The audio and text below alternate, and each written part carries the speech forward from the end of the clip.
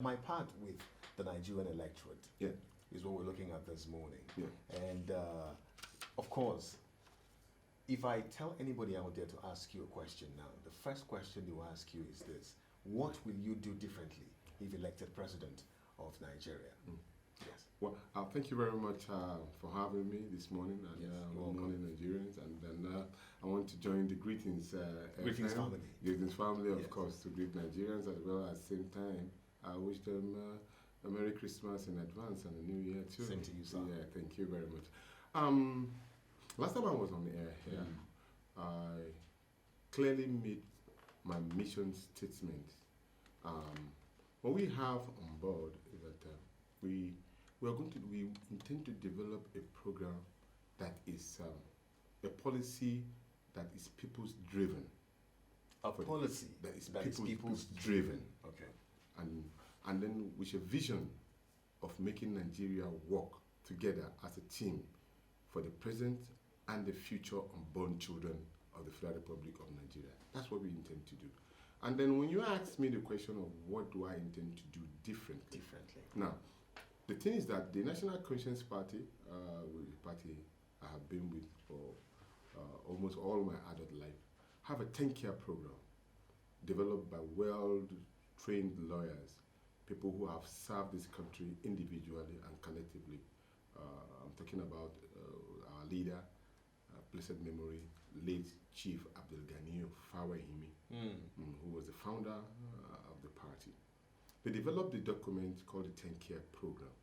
The 10-Care Program, which I acronym the EE, the HH, the TT, the FWPS. Now, the 10-Care Program goes like this. It has an employment care, education care, health care, housing care, telecommunication care, transportation care. It has issues for food security, power, and then the rest of it all. Now, let me now elucidate and amplify on each of these particular 10-care, which we intend to do differently from what has been done in the country. At this point, it's very important that I have to make this clear, that when you hear people mentioning all of this, it sounds the same as others. The Chapter 2 of the Constitution of the Federal Republic of Nigeria is where every political party draw its own manifestos from. So in that case, everybody will mention some of these particular, but the thing that differentiates you is how do you intend to carry out each of these particular programs based on the Chapter 2. Now, with regard to employment, which is one of the key problems that we are having, you will recall that the Nigerian Bureau of Statistics has kind of treated that 65% of our population is actually the Nigerian youth. And the Nigerian youth, most of them are unemployed, which have brought in the agitation from where you have the Boko Haram, you have the Niger Delta Volunteer Force, you have the OPC, you have a whole lot of others agitating. Now, what do we need to do? We need to provide employment. And how do we intend to do this? We have 774 local governments in the Federal Republic of Nigeria. Each of the local governments have a domicile way of survival. I'll give you an example. I keep on repeating this. I am from Kura, from Kano State. In Kano State, what we do in that particular region in Kura, we do rice farming and other agricultural products. But if you go to Kura as we speak right now, they produce this rice in an archaic form by beating it on stones and all of those. And that's the way in which they produce. And then by the time you get the end product, you see some of them having stones for the rest of them. There's another example that I give. In Ekoma, for example, and its surrounding, they have this particular palm kernel. It is the same palm kernel that Malaysia picked and went to its own country and developed. Now today they have a world power in terms of production of palm oil. They still produce these things in an archaic form, in form of drums, and hitting it with a lot of woods and all, constituting some environmental hazard and the rest of it. Okay, in Jebu, for example, in Ogun State, we have this particular gari that is very popularly known. Some take it dry, some like to make it into paste and then take it. So all of this, every local government in the Federal Republic of Nigeria has a domicile way of survival. So what do we intend to do? We intend to transform their archaic way of producing this particular local content by making sure that they have cottage industry that will produce those particular goods and services in a refined form, thereby giving employment to the population in that particular area. Now, the Nigerian Bureau of Statistics at the same time also say that the unemployment rate, probably they've not jacked it up, I don't know, I've not made the research to know what the current rate, but it was 1.8% as of 2017. Now, 1.8%, that's 2 digits.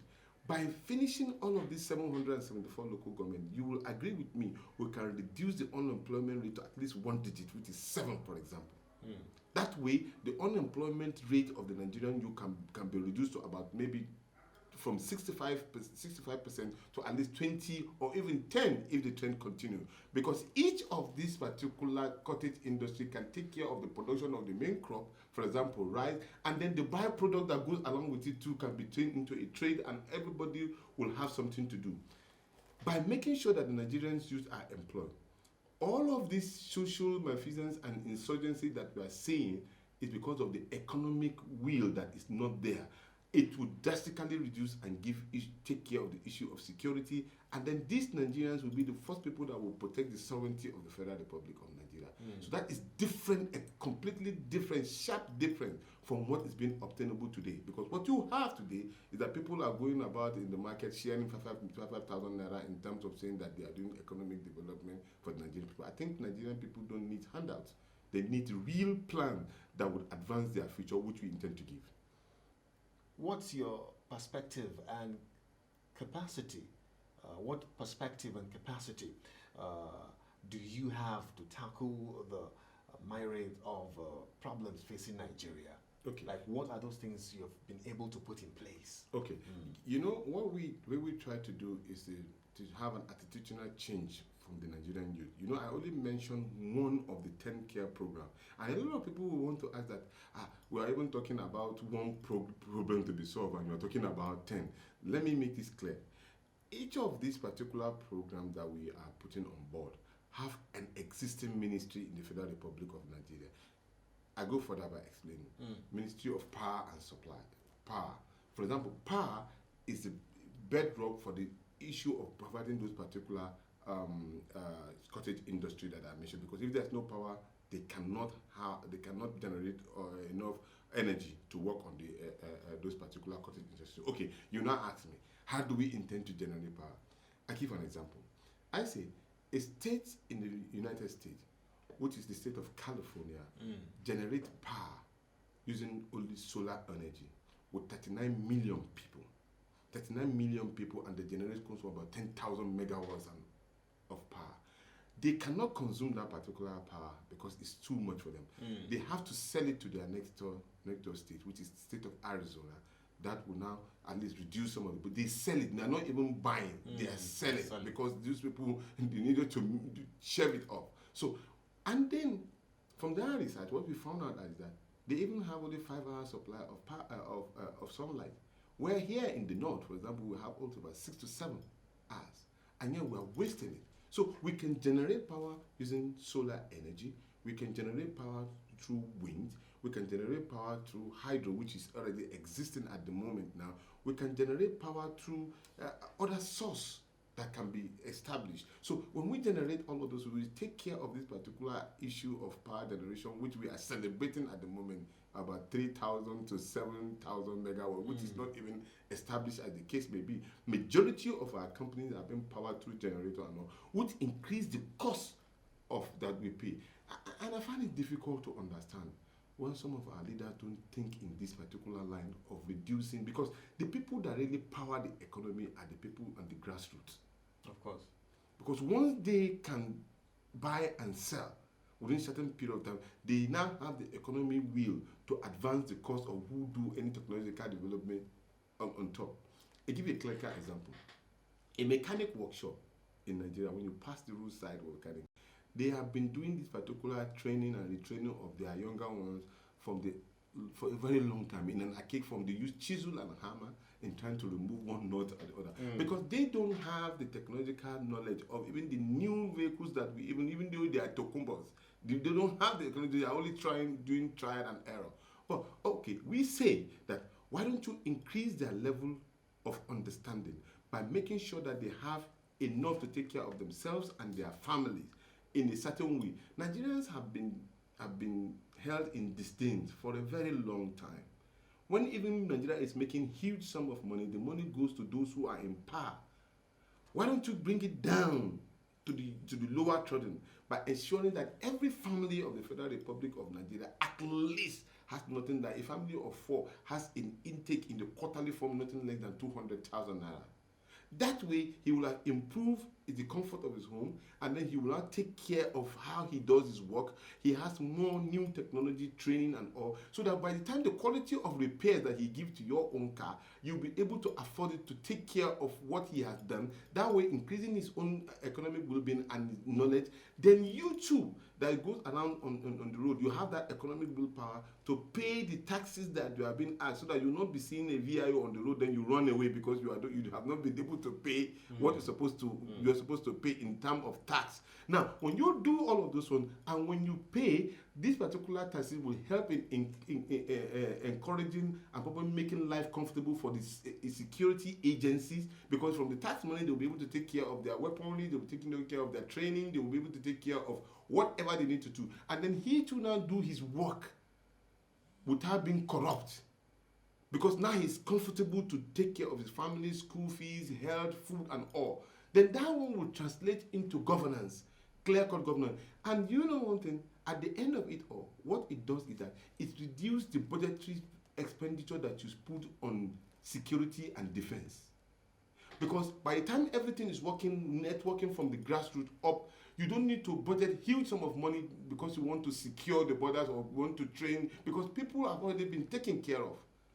That is the way you can reduce the heavy budget that you have in both education, in terms of security apparatus and all other things. But our leaders are not thinking in that line. And that is so much problems that we're having. So what they are doing is tackling the problem from the top, not tackling it from the bottom. Okay, and Nigeria is a highly fragmented society. And how do you hope to bring together the various components? Building trust. Building trust. Yes, building trust. And how do you build trust? Yes.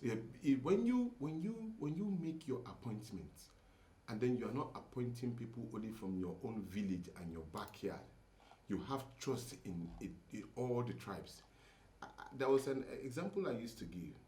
The day Nigeria leader start picking, or some of them have been doing it, some of them are doing it, but in a larger extent, when you say, I'm the president and my ADC is an Igbo man, for example, or you are an Igbo man, you are the president, and then your ADC is a Hausa man standing behind you.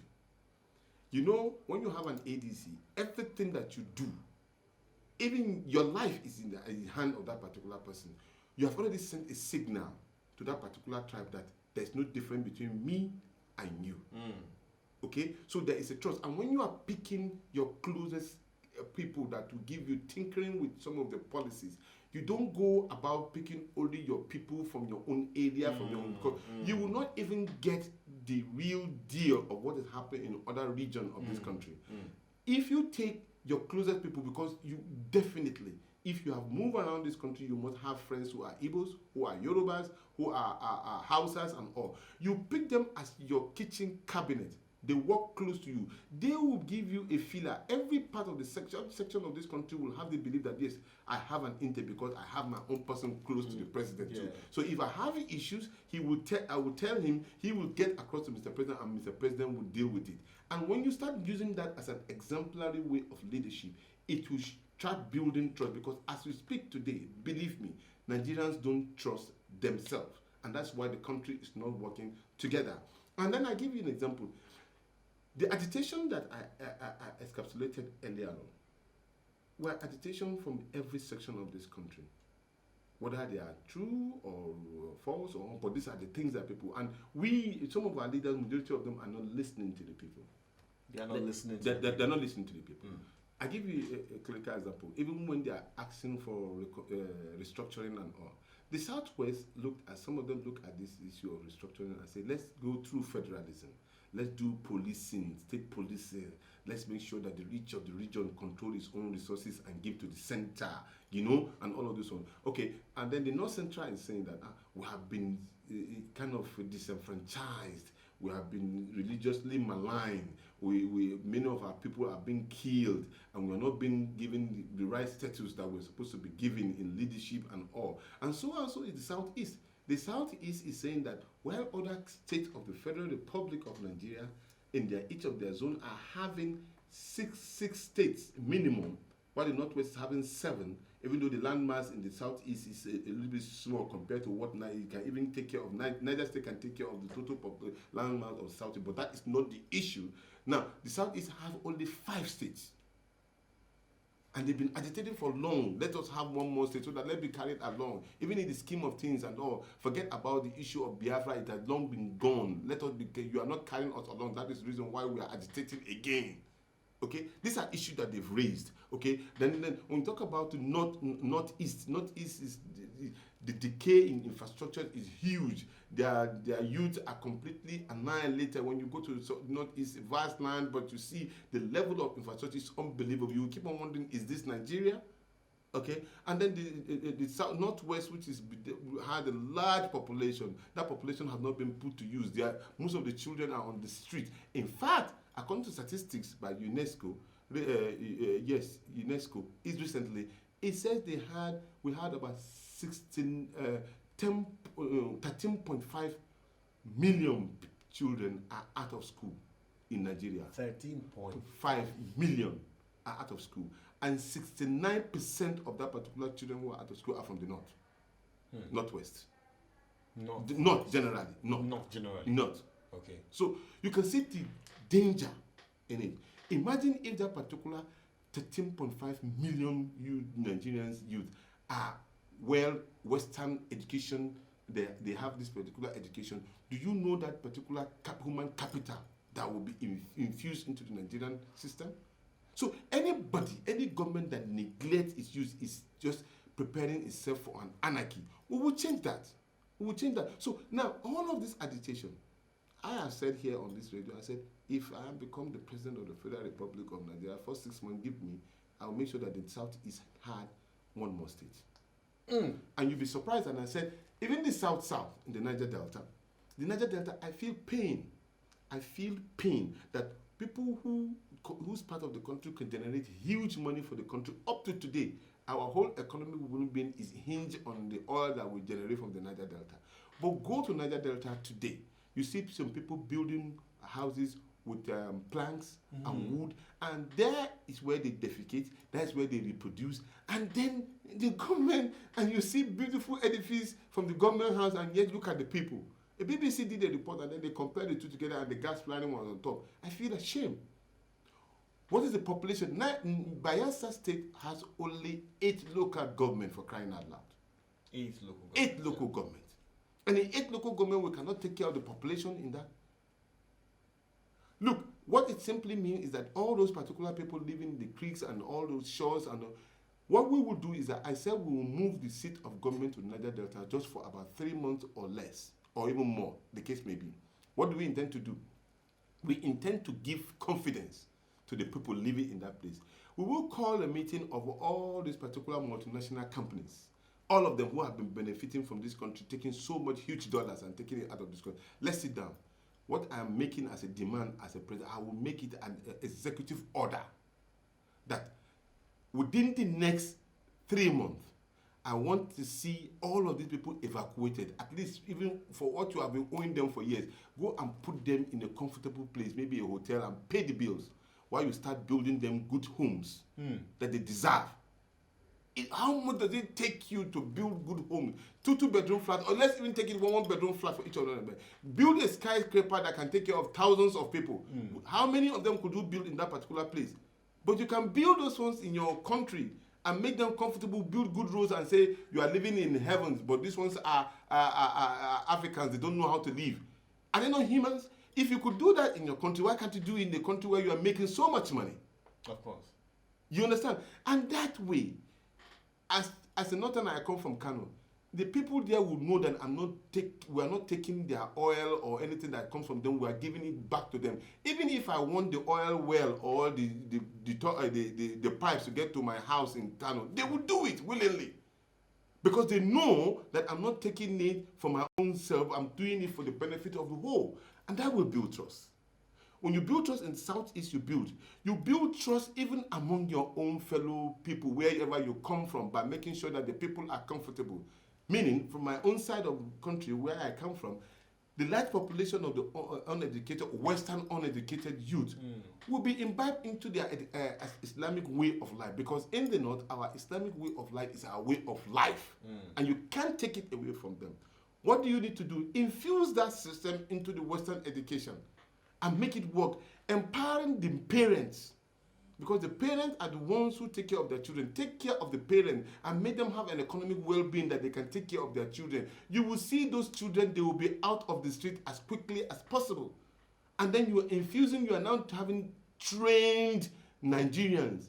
Some people will say that probably the Northerners are not well educated and all of those. So I can say that is not true. The only thing that they are not the majority of them may not have been Western educationally trained, but they are Arabically, Islamically trained, because a 10-year-old, 8-year-old child can recite the whole Quran off head. And that will tell you the intelligence that particular child has. Within a short period of time, a child in the North can read the whole Quran, 60 verses, off head. So you can imagine if you can transform that particular level of intellectual capacity into a Western, what would you have? It will advance the cost of the country. Because even if you call them the Fulani people who move these people, the quality of the meat when they are Western education, the way they will do their things will be more advanced to their comfort.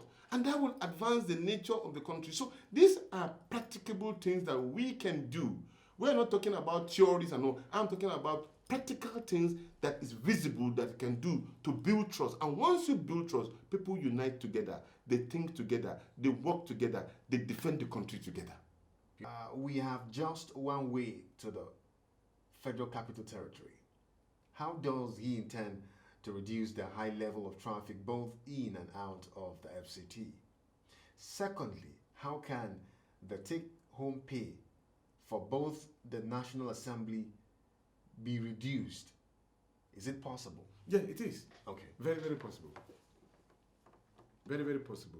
So it's not about reducing it. Okay. It's about commitment to work by everybody. Now, I find it very, very appalling and degrading. While the Nigerian civil servants are struggling to be paid 30,000 naira as basic salary, it's quite unbelievable. Meanwhile, some of the majority of the lawmakers and people in government goes home with 13 million naira. Look at that gap, and the same people will both go to this market together. Even though they don't go to market, they send their houseboys and all.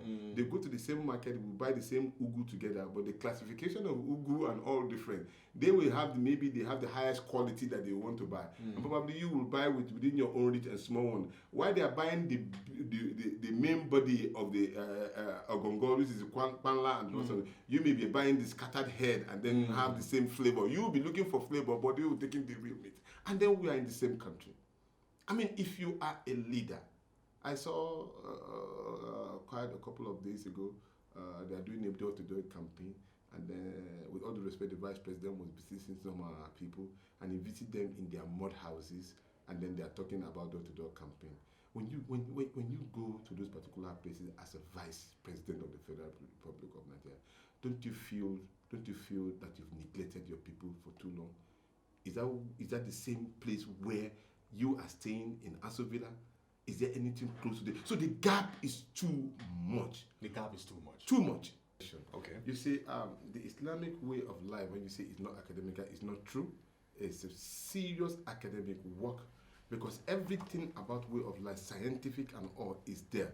But that is not the issue. The issue is that you need to transform this and join it together to the Western education, just like as you rightly mentioned.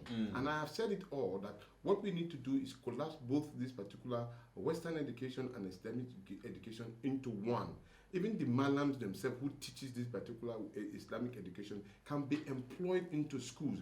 at a particular period in time, maybe 2 hours and every day, you make sure that they teach them the religious way of life, but meanwhile they have the Western education that is being taught. So that way you have both of them. So where the fear of the man is that probably they will take away these particular children, and that is where he survived. But probably the traditional way of teaching too will now go into extinction. No, it will not go into extinction. At least there will be salary being paid, and then the children will be trained well. You have them even in Abuja here. You have both Western and Islamic education in some of these particular schools right here. So you will see that very minimal number of children are on the street in Abuja, even though it's in the north. But where it's dominant, we need to put these particular two things together so that they can work as one. So, and I agree totally with that. It's not about telling them. It's not that sometimes most of our leaders are callous.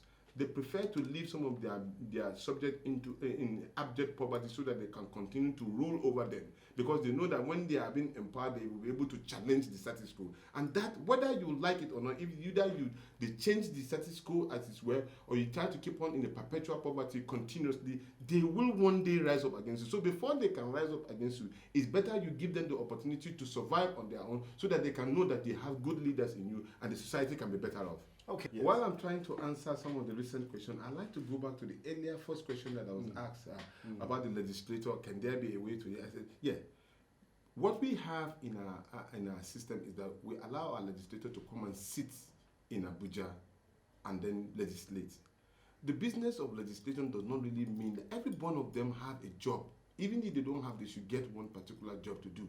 And they should be able to, when they come to Abuja, they should pay them their allowances for sitting and all. And then they will go back to continue with their job so that they can even connect with the people in the constituency. But when they come and sit here, some of them run away from even their constituency. People don't even see them. So when you reduce the cost and the processes of them, they only come to Abuja, sit. Is it 1 week they're sitting? You pay them for that particular 1 week, and then they are off. There's a particular salary mode that you can put. Is it 1 million, 2 million? And then anytime you come, the sitting allowance is being paid, and then you are done. It will reduce that particular cost. And then the money, the 13 million that you'll be paying for each, or 15 million that you're paying for each, can be used in another developmental area. Let's even take it that particular sum of money, if you are paying, for example, a total allowance plus salary about 2 million, out of 13 million, that you have about 11 million. That particular 11 million can be used in the constituency of that particular that particular legislature. That way, he has helped in developing that area. If you develop all the areas, Nigeria will be a beautiful place to live in. And then you are in comfort. You don't need to run away from your people. They will even be running to you. Because the argument will now even change from individual now to issue-based politics. So we could do that collectively, and nobody will feel as if maybe you are trying to stop him from making money. It's not about making money, it's about serving the country. And then at the end of it all, you even make comfortable money that you will not be afraid of people chasing you up and down. So, and then with regard to roads to Abuja, let us be clear. The truth about it is the majority of the workers in Abuja live in the suburb areas outside Abuja because they cannot afford to pay the heavy money for accommodation. For crying out loud, how can I pay 6 million naira for a 2-bedroom flat inside Abuja? It's unheard of. That's enough money to build a house in another place. So that's why people have the large number of people living in Yanya, in Nasarawa State and all, Jukwe, and then people living in Nasarawa and Niger State and all of those. So until when we reduce the cost of living inside Abuja, and that can also be done by making sure that we not only have homes that are maybe beautiful flats of duplex and all. We could have skyscrapers who can take care of a large number of people at an affordable rate, thereby reducing the cost of transportation and the heavy traffic. And then the heavy traffic too, we can build other roads that will connect in and out of Abuja so that because what you have at the moment, even if I'm not mistaken, this is only phase 1. And Abuja is large, it's big. The Federal Capital Territory is big. It's not only Abuja here, the phase 1. There are Gwagwalada, Kuje, and all of those. But once you build these particular places and infrastructures are there, people don't need to come into main town. I give an example. I socialize a lot. At a point in time, the best hotel in Abuja was Agura Hotel. at that particular point in time. So everybody comes to Agura Hotel. But now we have different hotels everywhere. So you can see, if you want to socialize, sometimes you don't need to come to Agura Hotel. You can stay in Kubwa. You can stay in Gwarimpa. You can stay in Ono and then still socialize. And also, that way we are expanding. So the level of expanding had to be on the jet speed, so that the roads will not be choked up. That will reduce the level of influx into the capital territory, as it were.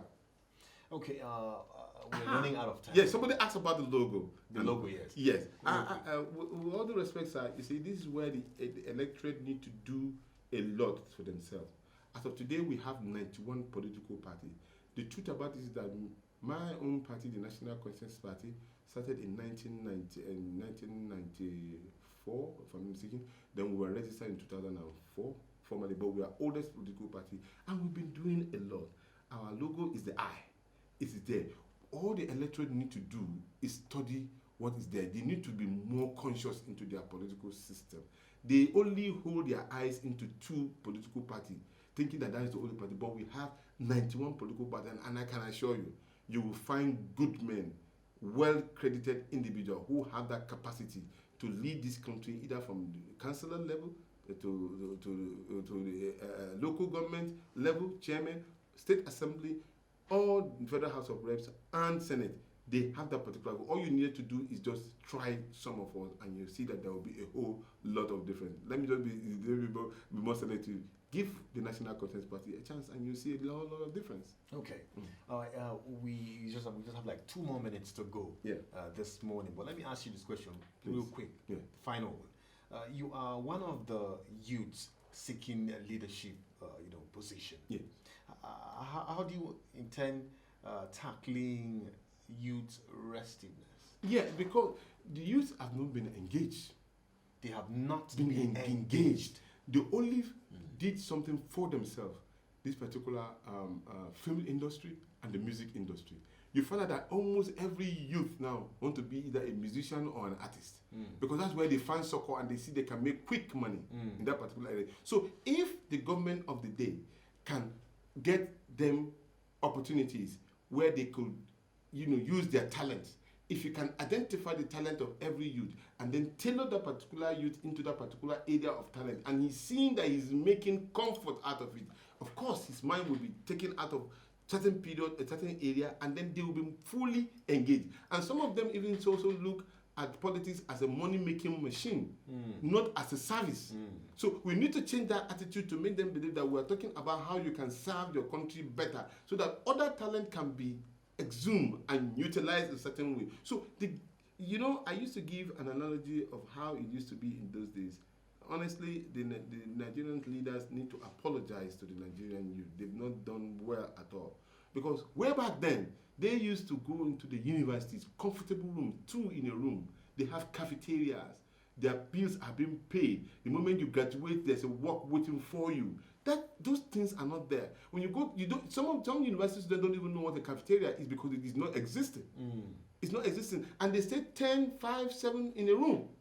There's no comfort. So our leaders they are not advanced what they benefited from the country and passed the baton to the younger ones. And that is really causing a lot of disaffection within the Nigerian youth and their leaders. And that's why you see this particular thick agitation. But unfortunately, the thick agitation cannot really be achievable, because many of the younger ones, the younger generation, have been gagged. We don't have enough resources to challenge the status quo, to challenge the establishment. We can only make this particular position known by people, identifying most of us who have that capacity.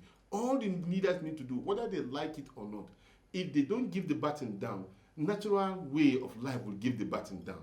So, but why don't you just give the baton down, so that at the time that we too now will prepare for your retirement, and then so that you'll be comfortable in your homes.